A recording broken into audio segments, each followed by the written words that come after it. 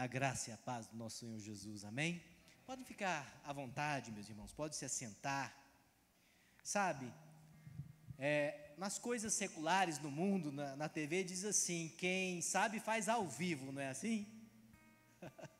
Mas eu quero dizer que aqui é melhor, que quando o Espírito é derramado, se faz espontaneamente. É a graça do Senhor se manifestando. Às vezes o Becker, ele para, a mídia, opa, não é essa, porque é espontâneo. É melhor do que o quem sabe faz ao vivo. É muito melhor, porque é o Espírito de Deus sendo derramado. É o Senhor falando e operando na igreja do Senhor. Amém? Aleluia. Glória a Deus por isso. Meus irmãos, às vezes quando alguns irmãos que já me conhecem me veem, já fala assim: lá vem o pastor Abrão fazer as perguntas dele. Aleluia. Já vai começar fazendo perguntas. A sabatina, né? É isso aí, Pedro. Aleluia. Mas eu quero começar com uma pergunta que eu fiz esses dias numa reunião de discipulado com os homens. E comendo um churrasco, né? Alguns estão aqui, né? Glória a Deus. E é porque eu quero dar continuidade. E eu fiz uma determinada pergunta e eu vou fazer para a igreja. Não, são perguntas, né? Que diz assim: o que você espera em Deus? O que você espera no Senhor Jesus? Você espera muito? Você espera pouco? E eu vou te dizer uma coisa: não espere muito em Jesus, mas também não espere pouco. Espere tudo. Essa é a diferença. Porque Ele é tudo em todos. Não espere muito e não espere pouco. Espere tudo. Tudo. Antes de falar de tudo, porque a gente tem que falar da soberania do Todo-Poderoso. Às vezes eu quero ler um versículo aqui primeiro, que às vezes esse versículo assusta alguns crentes, irmãos. Porque às vezes o crente gosta muito de falar assim, que Deus, Ele é amor. E Ele é, aleluia, né? Mas e o resto? O que está escrito lá? Ele é, pastor Luiz, fogo consumidor, amém. Então é tudo, não é só algo. E amor não se trata só de um sentimento bom, né? Às vezes ele se expressa através de um sentimento. Mas é por isso que algumas Bíblias até traduzem ele como caridade, né? Porque é ação. Não é só um sentimento, é decisão que o crente toma, né? O amor está muito mais enrolado numa decisão, na ação, do que num sentimento. Às vezes pode até ser confundido com paixão, né? O amor. Mas lá em Isaías 45, versículo 7, a palavra do Senhor diz assim, Isaías 45, 7, diz assim: eu formo a luz e crio as trevas, faço a paz e crio o mal. Eu, o Senhor, faço todas as coisas. Olha só, vou pegar do 6, diz assim, ó: para que se saiba até o nascente do sol, até o poente, que além de mim não há outro. Eu sou o Senhor e não há outro. Eu formo a luz, eu crio as trevas, eu faço a paz e crio o mal. Eu, o Senhor, faço todas as coisas. Por que eu comecei aqui? Porque é justamente que nós temos que combater a relatividade dentro da igreja. Muitos têm pregado um Jesus relativo, muitos têm falado relativamente, isso é uma coisa do homem, porque a relatividade entrou na cadeia humana, na vida humana, na sequência da vida humana, quando ele pecou. Porque o homem, ele não tinha que viver dependente de tempo, espaço, de dias e noites, porque ele estava na presença da árvore da vida, ele se encontrava com o eterno, né, todos os dias. Quando o homem errou, ele pecou, diz a palavra do Senhor que ele conheceu a morte, ele conheceu limites, ele ficou limitado a tempo, ele ficou limitado a espaço. É como a física fala, né? É relativo, não é assim? Falando um pouco, né, de ciência, ela fala, olha, não é assim na física? Se objetos ou um trem, por exemplo, eles estão na mesma direção, em sentidos opostos, a velocidade se soma. Se eles estão no mesmo sentido e na mesma velocidade, eles estão como se estivessem parados, porque é relativo, aonde eu estou, qual é o meu ponto de vista. E eu quero te dizer, nós temos ponto de vistas, isso acontece, isso é do ser humano, mas Deus, Ele não tem um ponto de vista, Ele não está em nenhum lugar. Diz que Deus está em todos os lugares, Ele é onipresente. Então Deus não tem um ponto de vista como nós. Deus, Ele não trabalha nessa relatividade como o homem. Por isso, Jesus, Ele não pode ser relativo, Ele é absoluto, Ele é soberano. Você está conseguindo compreender aonde que eu vou nessa linha de raciocínio? Porque muitos têm pregado um Jesus pessoal, como uma música dos anos 80, quem aqui é mais, eu vou entregar alguns aqui, né? Quem aqui é mais antigo, que lembra dos anos 80? Tinha uma banda chamada Depeche Mode, ele cantava uma música chamada Jesus Personal, o Jesus pessoal, isso é, um Jesus para você, um Jesus que escuta as suas preces, um Jesus que vai atender os seus desejos. Personal Jesus.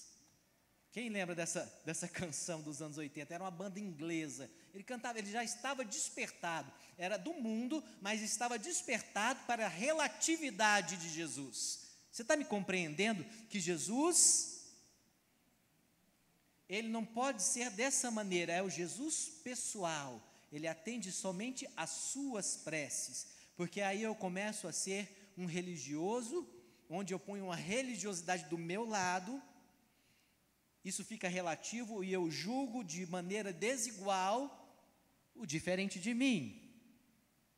Isso acontece muito. Paulo combateu isso, nós vamos ir mais para frente um pouquinho, essa desigualdade, essas diferenças, e até aquilo que ele tornava-se elite dentro das igrejas.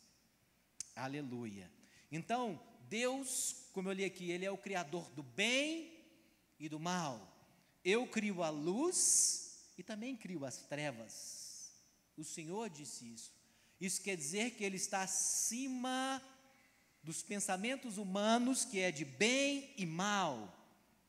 É a luta contra as trevas e a luz. Irmãos, o Senhor enxerga tão bem nas trevas quanto na luz, diz a palavra do Senhor. Então, não existe trevas que oculte algo do Senhor. Não existe profundidade, diz a palavra do Senhor, que possa nos livrar do amor dEle. Eu posso armar a minha cama no mais profundo inferno, que lá Ele estará. Quem estará lá? O amor do Senhor. Eu posso voar com asas para a alvorada no mais alto céu, que quem estará lá? O Senhor. Seja no mais profundo abismo, seja no mais alto céu, lá está o Senhor, porque Ele está presente, Ele é absoluto, Ele é soberano. Glória a Deus. Por isso, Ele não se limita a essa luta de bem e mal, essa luta é nossa. As armaduras somos nós que tomamos todos, né? Todo tempo deixamos ela bem organizada, bem lustrada, né? A couraça da justiça, o cinturão da verdade, Isso que é interessante, porque nós vamos falar sobre verdade, porque a verdade não é relativa. Eles gostam de falar nas novelas, nos filmes por aí, que cada um tem a sua verdade, e isso é uma mentira. Eu gosto de citar que uma meia-verdade é uma mentira inteira, irmãos, porque não existe verdade relativa, a verdade ela é absoluta, existe realidade relativa, né? O que a pessoa vive, ela transforma numa realidade, ela tem uma visão conforme uma realidade, mas não conforme a verdade. A verdade é uma das características de Cristo. Ele disse: eu sou o caminho, a verdade e a vida. A característica de verdade de Cristo, ela é absoluta.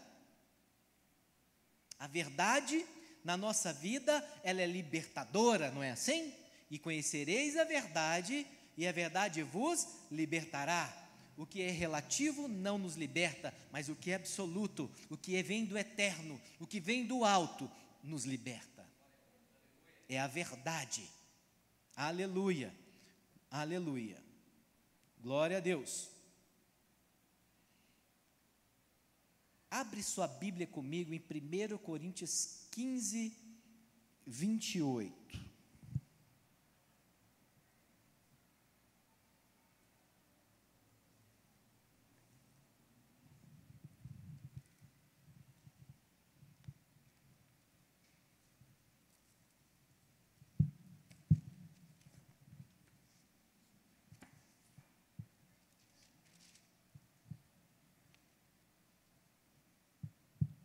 Primeira Coríntios 15, versículo 28 diz assim. Antes de eu ler, entenda que esse contexto, Paulo está falando do poder da ressurreição. E ele diz assim: quando, porém, todas as coisas lhe estiverem sujeitas, então o próprio Filho também se sujeitará àquele que todas as coisas lhe sujeitou, para que Deus seja tudo em todos. Ele seja tudo em todos. Parece um pouco complicado quando ele fala de se sujeitar, quem sujeitou, mas não é, irmãos, porque aqui ele está misturando presente, passado, e para ter um discernimento do futuro, porque ele falou como se fosse uma coisa que ia acontecer, mas já tinha acontecido, a ressurreição, para o povo entender sobre o poder, que ele não foi, a ressurreição não foi um fato isolado, mas a ressurreição, ela aconteceu para se cumprir as promessas do Senhor e e terminar de vencer o último inimigo, que era a morte. No poder que Deus ressuscitou a Cristo, venceu a morte, e qual foi a palavra que foi dita? Ó morte, onde está o seu aguilhão? Jesus ressuscitou, aleluia.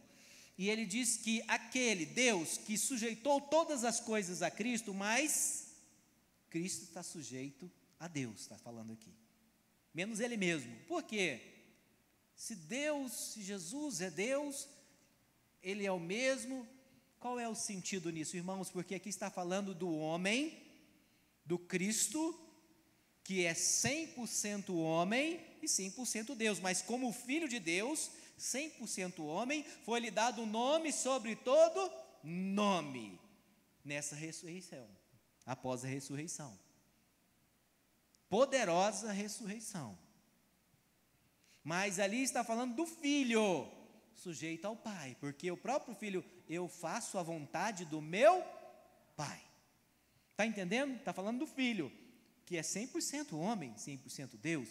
A relatividade dentro do contexto histórico do homem, das mitologias, relativizou tanto, que pegou e criou deuses relativos, filhos de deuses com mulheres, e transformou eles 50% homem, 50% Deus, não é assim? Não é assim que tem nos filmes, né, de ação da mitologia grega e outras mitologias? Né? E nasceram homens valentes, para eles seria como Hércules, né? 50-50, né? Meio a meio, né? Mas eu te digo que uma coisa, né, como diz um cantor, uma coisa e outra coisa é a mesma coisa, que é Jesus 100% homem, 100% Deus. Não é 50-50. Ah, mas Jesus, ele não nasceu de Maria, então ele não seria 50% homem? Não, porque ele foi plantado dentro do ventre de Maria, 100% Deus.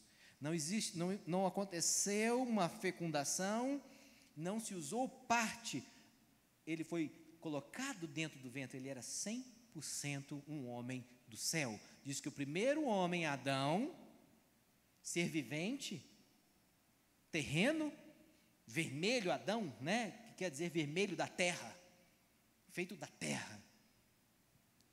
Agora, o segundo e último homem, né, que é o último, que é Jesus, homem do céu. Ele veio do céu, ele foi colocado 100% Deus dentro do ventre. Não teve uma mistura, porque senão teria pecado. Metade da mulher teria metade de pecado, ele seria meio pecador, meio não pecador, não daria certo. Né? Por isso que dentro dessas mitologias, o homem acaba se revoltando contra esses deuses, não buscam mais, eles se enfraquecem, eles morrem, e a guerra, e uma guerra que leva todo mundo para o inferno. Né? Todo mundo acaba parando nas regiões inferiores, e eu quero te dizer que Jesus, ele abriu uma porta para o céu, e nós estaremos lá, nessas ruas, né, de ouro, porque não é relativo, é absoluto, porque é sim, sim, não, não, aleluia, glória a Deus. Voltando no capítulo 12, de 1 Coríntios, versículo 6, diz assim, desculpa a demora, irmãos, é porque o olho tem que focar aqui, a idade já está, né, já chegou, o óculos tem que funcionar, no lugar certo, tem que focar, aleluia. E há diversidade nas realizações, mas o mesmo Deus é quem opera tudo em todos. Do 4 diante diz assim, ora, os dons são diversos, mas o Espírito é o mesmo. E também há diversidade nos serviços, mas o Senhor é o mesmo. Isso quer dizer o quê? O mesmo Deus que opera tudo em todos, é o mesmo Senhor que derrama dons, que derrama talentos, né? E todas essas operações têm um fim proveitoso, principalmente relacionado a quem, irmãos? A igreja. O fim proveitoso se fala que é exortação, edificação e consolo, mas fala de quem na palavra de Deus? Da igreja. E a igreja, ela é quem? O corpo de Cristo, tá? O corpo de Cristo. Em Efésios, só para continuar, desculpa a pressa, irmãos, é porque eu não quero demorar com vocês, porque se eu me empolgar aqui, a gente vai até meia-noite, né? Não pode, glória a Deus, aleluia. Lá em Efésios, capítulo 1,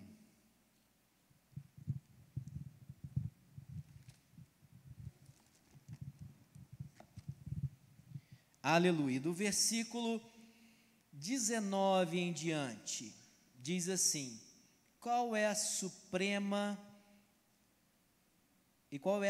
grandeza do seu poder para o que cremos, segundo a eficácia da força do seu poder, o qual exerceu ele em Cristo, ressuscitando dentre os mortos e fazendo sentar à sua direita nos lugares celestiais, acima de todo principado, e potestade, poder e domínio, e todo nome que se possa referir, não só no presente século, mas também no vindouro, e por todas as coisas debaixo dos pés, e para ser o cabeça sobre todas as coisas, o deu à igreja, cabeça da igreja, do corpo de Cristo, o qual é o seu corpo, a plenitude daquele que tudo enche em todas as coisas. Na versão Almeida e Revista diz assim, que é o seu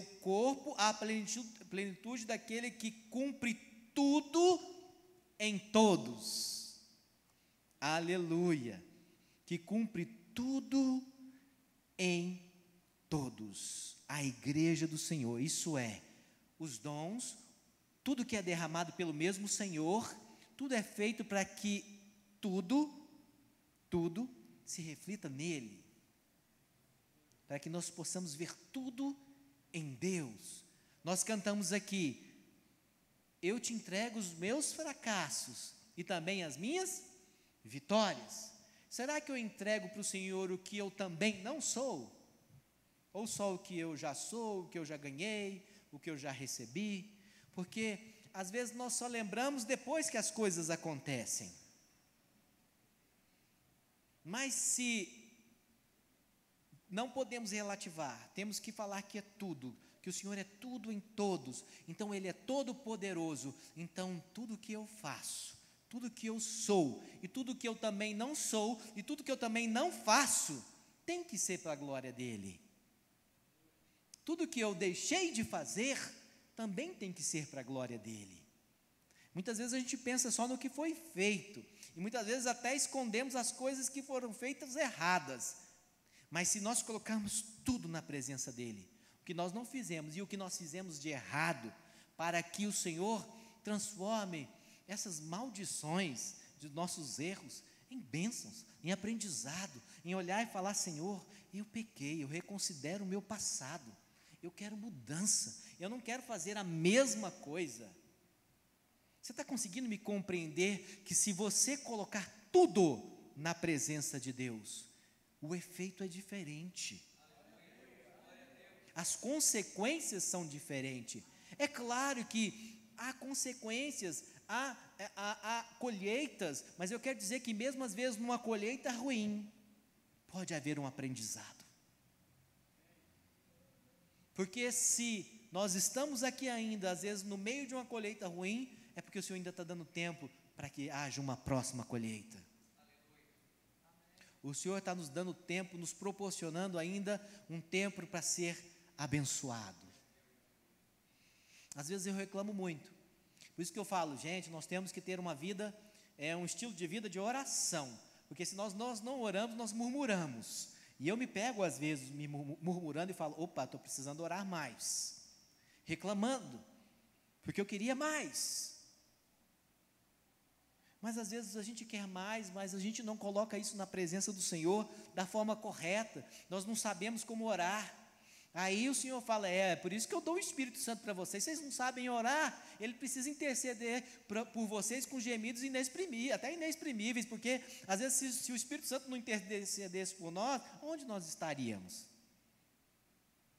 Estaríamos numa situação às vezes pior, ou até poderíamos estar mortos, já entregue a carne, como diz a palavra. Às vezes até a carne é entregue para Satanás, ela é moída para que o espírito seja tirado, a alma seja salva, e o Senhor fala: não, deixa essa carne aí, ela está onde está, jaz com o mundo, jaz no maligno, né? Para o Senhor salvar aquela alma num determinado tempo. Mas eu quero te dizer que o Espírito Santo, ele tem intercedido às vezes em cima das nossas reclamações, das nossas murmurações, para que amenize e o Senhor não olhe para nós através dela, como aquele povo no deserto, né? Aí Moisés falava com Deus, e Deus falava para ele: Moisés, esse povo não está reclamando de você não, Moisés, é de mim, mas eu vou derramar sobre eles, olha a misericórdia, né? Codornizes, o maná, né? E Deus não tirava aquela nuvem para proteger eles do sol, e nem a coluna de fogo para proteger eles do frio. Se fizesse isso, eles estavam, desculpa a palavra, mas tem uma palavra que eu acho que reflete isso, chama-se lascado, não é assim? Estariam lascados, né? Quebrados, mortos. Temos que vigiar para não murmurar, e estamos no estilo de vida de oração. Na oração a gente busca a palavra, o âmago da palavra. Aí o que acontece? Nós conseguimos orar algo que é absoluto e não relativo, porque quando nós reclamamos, nós relativizamos tudo, colocamos a culpa no outro, aí vem o complexo, né? Lembra? O homem pecou, errou, tudo começou a se tornar relativo para o homem. Adão, quem te fez comer? Foi a mulher que tu me deste, não é assim? Que tu me deste, põe a culpa em Deus. Olha só, às vezes na oração eu estou lá orando, estou pondo a culpa em Deus. Senhor, por que você não fez isso? Eu podia ter me dado isso. Olha como eu estou triste, olha como eu estou menos que aquele, que assado, né? Que aquele outro, não é assim? Porque às vezes a minha oração se tornou uma murmuração, pela relatividade do meu relacionamento com Deus, com o Espírito Santo de Deus. Eva, quem te deu, né, de comer do fruto da árvore do conhecimento? Foi a serpente, né? ela que me enganou. Te enganou por quê, né, Eva? Porque ela disse para Eva: Eva, se tu comeres, certamente não morrerás, mas teus olhos serão abertos e você será como Deus. O mundo gira em torno disso, irmãos. O mundo gira em torno desse desejo de Eva, ser como Deus. Por isso, que quando se manifestar o anticristo, que a palavra anticristo quer dizer contra Cristo, mas também quer dizer no lugar de Cristo, ele quer ser como Deus. Era sempre o desejo do inimigo, se manifestou em Eva, grudou no mundo e o mundo jaz no maligno. O mundo, ele tem o desejo de Eva, de ser como Deus. Por isso nós enxergamos as coisas assim, muito relativas. E às vezes queremos tirar Deus das coisas, porque se torna tão relativo que fala que o homem pode ser, olha o desejo do inimigo, que o homem pode ser moral sem Deus. Errado. Não existe moralidade verdadeira sem Deus. Errado. Relativo. Deus, a verdade, ela é absoluta. E nós temos que buscar o Senhor dessa forma e orar assim, entendendo essa forma soberana de Deus, para até fazermos uma oração mais consciente, para nos dedicarmos a tempos de orações saudáveis, verdadeiras, de igreja e não de mundo. Porque no mundo, eles cantam um Jesus personal de Jesus. Alguns falam até bonito de Jesus. Alguns coaches por aí não falam bem, não falam bonito de Jesus. Tem um senhor, um filósofo, que ele fala que ser cristão é lindo, mas ele não é, sabe por quê? Ele fala, mas eu não sou, porque ele é superior. Algumas pessoas precisam dessa fé para viver, mas eu não preciso, ele fala. E ele distingue algumas palavras, que se você parar para escutar, ele parece um pastor pregando, mas no fim ele quebra tudo.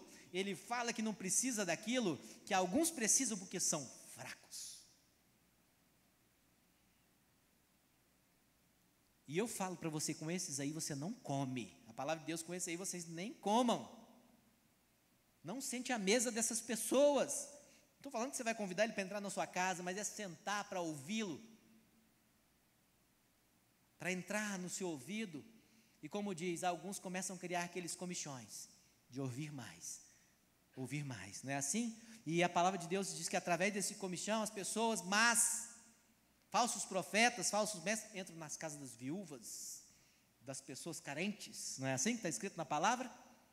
E enganam. Se possível, vai querer enganar até os eleitos,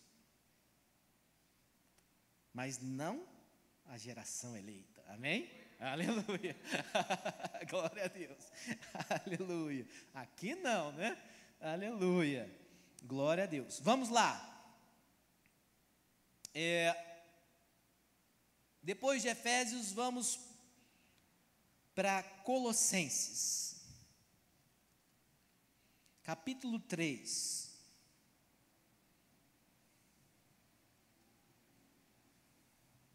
Lá em Colossenses 3:11, diz assim: no qual não pode haver grego, nem judeus, circunciso, nem incircunciso, bárbaros, cita, escravo, livre, porém Cristo é tudo em todos.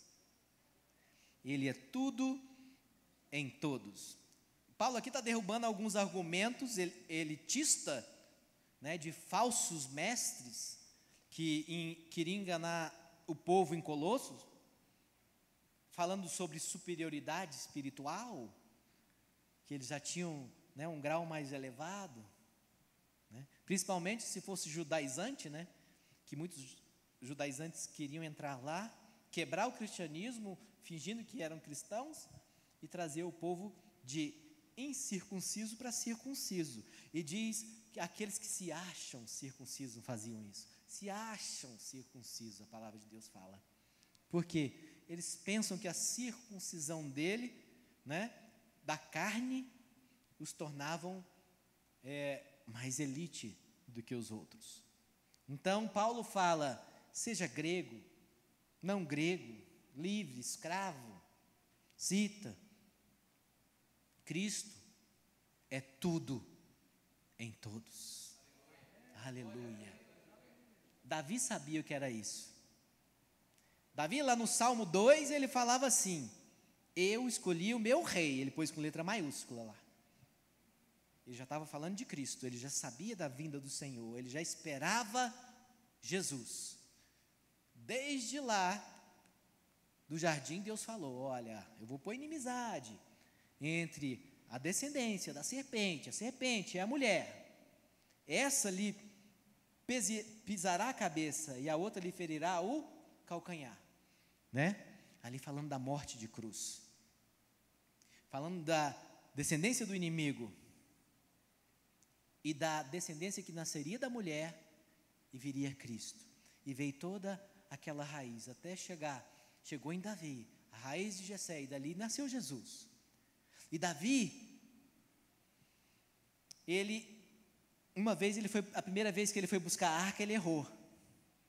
Um homem já até via a arca, tentou pôr a mão na arca e morreu, porque achava que já tinha visto tal, tentou segurar a arca, porque a arca tombou no carro de boi.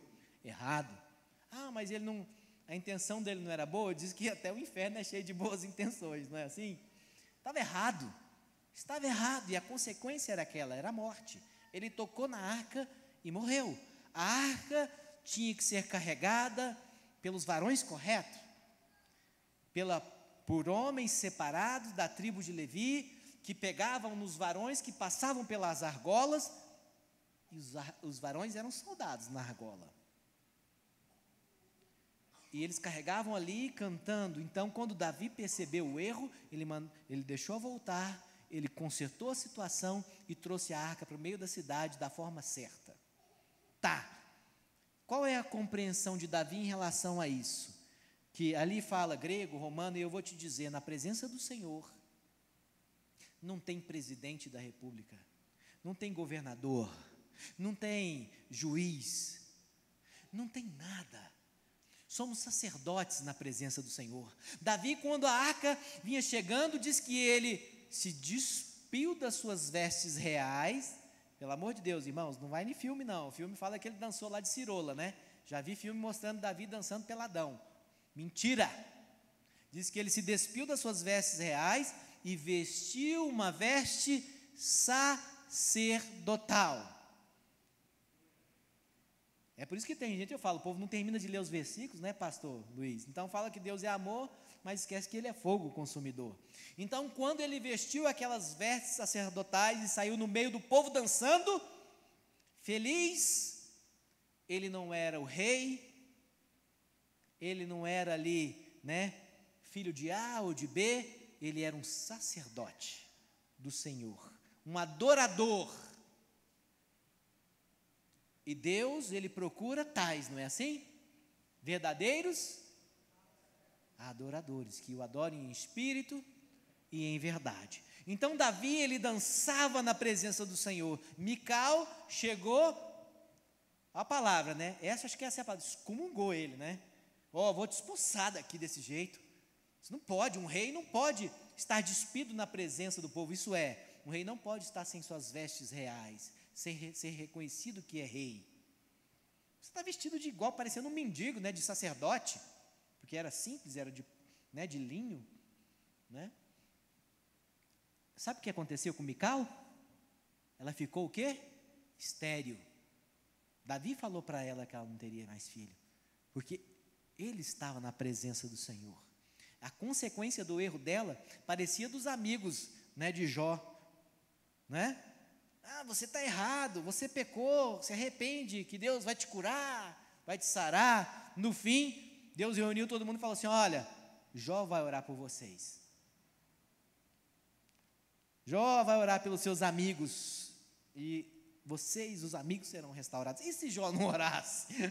Não, esses aí são amigos de Jó, fica para lá. Não, e Jó orou por eles, e Deus abençoou os amigos deles, né? Os amigos, né? Diz assim, né? como é que se diz assim, entre aspas, né? Então Jó orou por eles, e Deus restaurou a vida dos amigos, pela situação que estava ocorrendo na terra, e a vida de Jó. Olha, irmãos, Jó perdeu casa, perdeu bens, perdeu filhos, mas até a esposa dele ele não perdeu. Olha, Deus tinha tanta coisa com Jó, ali o plano era com Jó, que quando a esposa dele falou para ele assim, amaldiçoa teu Deus e morre, Deus derramou um perdão sobre a vida dela através de quem? De Jó, porque você sabia que a segunda casa de Jó e todos os filhos mais belos que ele teve, foi com a mesma mulher? Com aquela que falou, amaldiçoa o teu Deus e morre. Deus tinha um plano, e Deus tem um plano com a igreja, Deus tem um plano com o corpo de Cristo, Deus já tem esse plano desde o princípio, Deus não tem um plano B, o plano é o mesmo, Deus não mudou. Às vezes, irmãos, o que acontece? Nossa relatividade é tão grande que nós chegamos a uma linha de tempo. Acontece isso, Deus faz isso. Acontece aquilo, Deus faz aquilo. E não é assim. Deus não está limitado a uma linha de tempo, porque Ele é atemporal, Ele é eterno. Se Ele quiser mudar o nosso passado, Ele muda. Se Ele quiser parar o tempo, Ele para. Ele já parou para confirmar um pedido, não já? Já parou. Então, não vamos relativizar, vamos orar ao Deus absoluto, não vamos tornar Jesus parcial e pessoal, Ele é absoluto, Ele é a verdade. É um erro, é uma falha, porque isso está em nós, no ser humano, limitado a tempo, conhecemos a morte, mas em Cristo Jesus nós vencemos a morte. Por isso, nós podemos ter essa bênção, nós podemos melhorar a nossa oração, nós podemos melhorar a nossa busca e intimidade com Deus. O Deus Criador dos céus e da terra, que criou a luz e as trevas, o bem e o mal, absoluto, acima das nossas batalhas, acima da batalha contra o inimigo da nossa alma, que já está vencido, aonde? Embaixo dos nossos pés. Diz que o Senhor o derrotará embaixo dos nossos pés. Deus não está te ensinando a falar, pisa nele como uma baratinha, porque ele está debaixo do seu pé. Diz que o Senhor o derrotará embaixo dos nossos pés. Ele já derrotou esse inimigo. Quando Cristo morreu, diz que quando Cristo morreu naquela cruz, se fendeu o véu, a arca não estava lá, né, irmãos, do tempo, né? Deus tirou aquela arca, se ela estivesse lá, não ficou mais, ninguém acha. Diz que o Senhor Jesus, Ele desceu ao inferno. Aqueles que estavam no mesmo limiar, lembra do seio de Abraão? Eles conseguiam ver. Por isso que tem aquela parábola que fala do que o rico pedia para Lázaro, fala para ele molhar uma gotinha da água e pôr na minha boca, quem está de cá não passa de lá, existe um abismo. Mas Jesus, ele fez o que? Ele resgatou, diz que ele levou cativo o cativeiro. Isso quer dizer que não está mais no mesmo limiar. Aqueles que descansam no Senhor, não descansam numa situação inferior mais. O seio de Abraão é diferente agora. Amém? Então, e ele desceu ao inferno, porque isso é morte. Ele morreu, Jesus morreu, mas ele pegou a chave da onde, irmãos? Da mão do diabo. Do quê? Não é assim? Ele tomou a chave do próprio inferno, ele tomou a chave da própria morte do nosso inimigo, porque ele venceu a morte. Onde está o seu aguilhão, ó morte? Jesus ressuscitou. Na ressurreição de Cristo, nós vamos estar falando mais sobre isso na Páscoa. A Páscoa, a confirmação em Cristo é a confirmação do que diz que o Velho Testamento eram sombras do que se confirma em Cristo. Tudo que é de Páscoa se confirma em Cristo Jesus. Amém? Glória a Deus por isso. Vamos orar. Você conseguiu captar a mensagem? Irmãos, não vamos relativizar a Cristo. Não vamos relativizar a nossa oração. Não vamos colocar ela simplesmente limitada ao nosso ser, ao nosso homem. Vamos além. Vamos buscar esse Deus absoluto, esse Deus maravilhoso, esse Deus grande, esse Deus ilimitado, eterno. Amém? O eterno. E assim nós não vamos entrar em picuinhas. Irmãos, eu vejo na internet pessoas pregando e falando, não pode chamar Jesus de Jesus. Quem já viu isso? Tem que chamar ele de Yeshua HaMashiach. Irmãos, aleluia, é lindo chamar ele de Yeshua. É o nome dele, né, em hebraico, não é assim? Yeshua, Jesus. Por que eu não posso traduzi-lo? Por que eu não posso? Porque eu sei de quem eu estou falando quando eu falo Jesus Cristo, do Filho do Deus poderoso, do Filho do Deus Altíssimo, aquele que morreu na cruz para me salvar, é aquele que ressuscitou. Isso é relativo. E Jesus, que foi chamado de, príncipe da paz, maravilhoso conselheiro, aleluia. Glória a Deus, não é maravilhoso e conselheiro, é maravilhoso conselheiro, está tudo junto, não tem vírgula lá não. Ele é um conselheiro maravilhoso, e Ele vai nos aconselhar, Ele vai nos levar a orar de forma absoluta. Amém?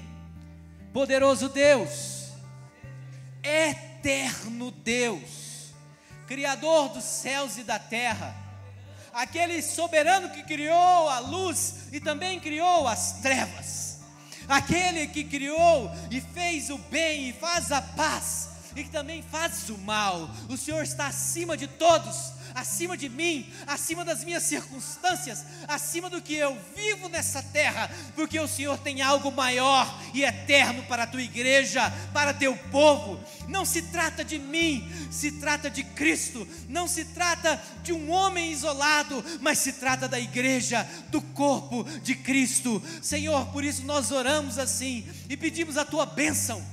Pedimos o derramar do Teu Espírito sobre esta igreja, para ela estar, Senhor, protegida, renovada, com a mente nas coisas eternas, do alto, nas novidades do Senhor, e não simplesmente nas fraudes dessa terra, deste século, dos homens, daquele que é caluniador, daquele que é mentiroso, daquele que mata, daquele que rouba. Nós desprezamos em nome de Jesus este que rouba, que mata, e dizemos: Cristo é o nosso Senhor. Esta nação, ela é do Senhor, e nós somos felizes, porque o Senhor nosso Deus é o Deus dessa nação. Aleluia, glória a Deus. Nós desprezamos as fraudes, as mentiras, e dizemos que vamos continuar, prosseguir em oração, vigilantes o tempo todo, orando o tempo todo, sem cessar, para que Teu nome, Senhor, seja glorificado no meio da igreja, e que a igreja demonstre que o Senhor é tudo em todos, em nome de Jesus. Aleluia, glória a Deus. Dá uma salva de palmas para o nosso Senhor, amém? Para aquele que é tudo, tudo em todos. Aleluia.